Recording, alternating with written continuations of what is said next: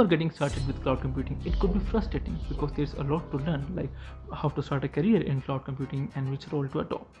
So this is the first video of my new series for Cloud for Everyone for help you to getting started with cloud computing. So let's get started.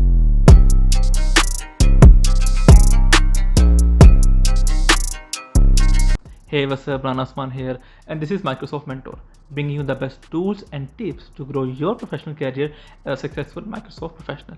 And on this channel, we are going to upload plenty of tutorials and strategy videos on Microsoft technologies of cloud computing, information security, and infrastructure.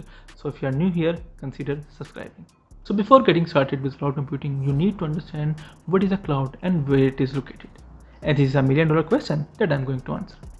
So basically, cloud is a data center that consists of several servers, storage appliances, network appliances, and applications and services.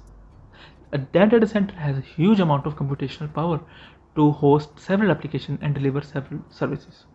And the delivery of these services, of these computational power, these appliances over the internet is called cloud computing. It's that simple. So there are three types of cloud. Number one is public cloud, number two is private cloud, and number three is hybrid cloud.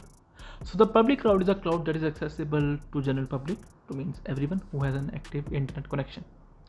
And the private cloud is a cloud that is accessible to only a limited amount of people, like one organization, single organization. And that cloud can be configured to accessible over the internet, or it can be configured to accessible or available through only a private network. Okay. And the hybrid cloud is a cloud which is a mixture of your on-prem infrastructure, your on-prem application, your on-prem services, and the cloud infrastructure, the cloud application, and the cloud services. And this kind of a cloud usually used by such organizations who want agility, flexibility, and enhanced security in their on-premise existing investment on their infrastructure. So now when we are discussing the delivery, adaptability, and services of a cloud, now you must be wondering, what are the services of a major cloud service provider like Amazon and Azure? So basically there are a lot of services that are usually a cloud service provider provides. Their services are the infrastructure as service, platform as service, and software as service. And these services goes by their short names like IAAS, PAAS, and SAAS. And we will discuss more in the later video the difference and the pricing variation of these services in detail in the next video.